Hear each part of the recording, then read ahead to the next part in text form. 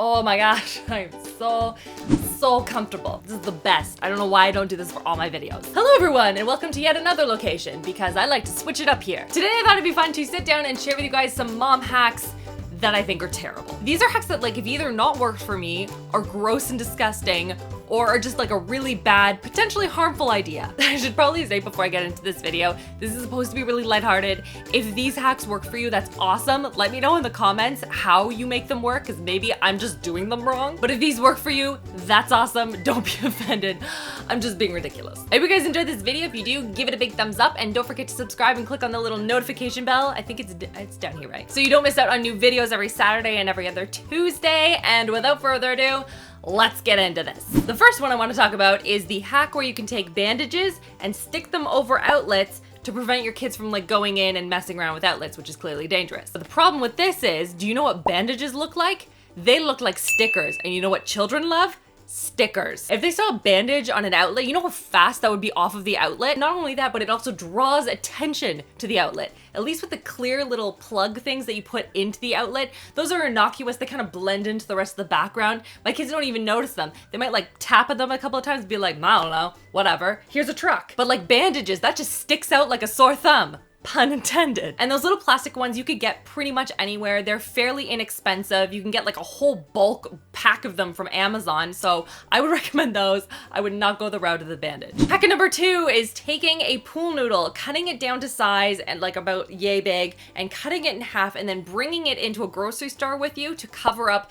the bars in the grocery cart. So when your kids are putting their hands down, they're not putting it down on the germy little rail, they're putting it down on the pool noodle. Now I like the concept of this. I like that you can put something down kind of to act as a barrier to prevent your kids from getting germs, because they're kids, they stick their fingers in their mouth, they grab dirt, they shove that in. But thinking about the logistics of it, it's a pool noodle, right? This isn't a small little thing you just fit together and stick it in the diaper bag. So it's bulky. So not only are you bringing a child or more than one child, but also a diaper bag, your purse, and a pool noodle into the grocery store. So you put it on the cart, everything is great. No child has come in any contact with germs outside of, before they go in the store. But now, not only do you have your child or children, your diaper bag, purse, and also the pool noodle, but you also have wads and wads of groceries. So you have to carry the pool noodle, the groceries, the children, the diaper bag, and the purse. No thank you, I'm out. Then, on top of all of that, then you get to the car, and what do you do with the pool noodle? If you're like me, you are gonna put it on the floor of the car,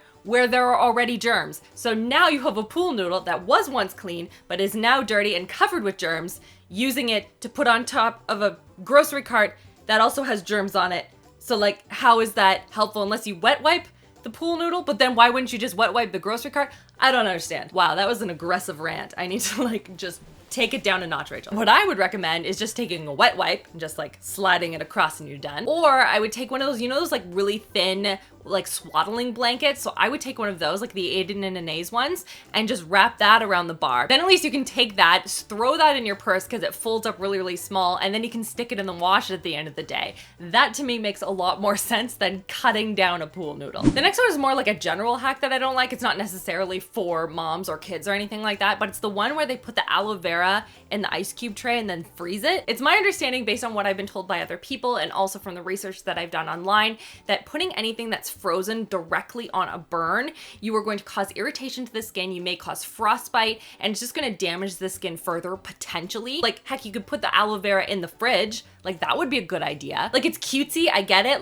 putting it in an ice cube tray and putting it on, oh, that's really adorable. But it's probably not a good idea. Next up is the one that you've probably seen on Pinterest, where you can take glow sticks, you break them all up, not break them in half, but break a glow stick. Then you place them in the bathtub, you turn off all the lights, and then it's the bathtub is glowing, which is kind of cool and something obviously kids would really enjoy.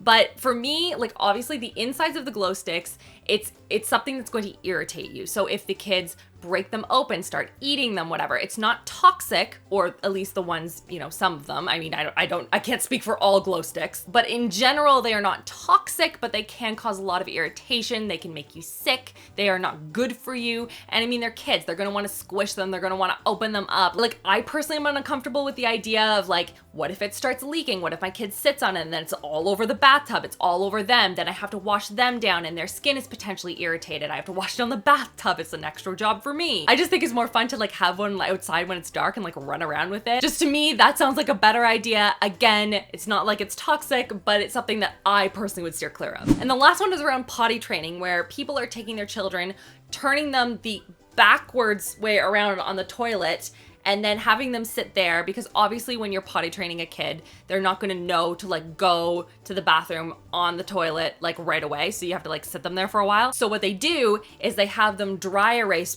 board like right on the inside lid of a toilet. Now let's think about this for a second.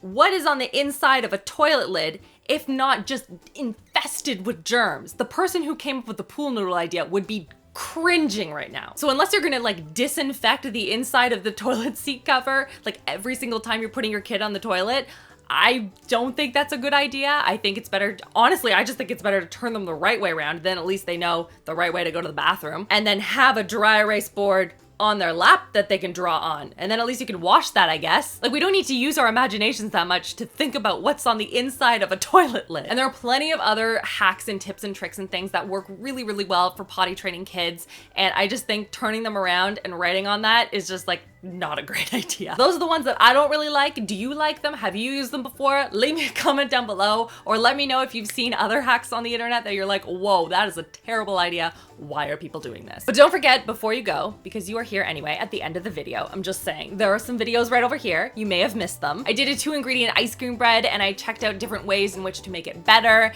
tested them out on myself, on my husband. He actually like made an appearance in a video, and not just like walking by, but like actually talking. So you can go check that out, or any of the other videos. I hope you guys are having an awesome, awesome weekend, and I'll see you guys all in my next video. Love you all. Mwah.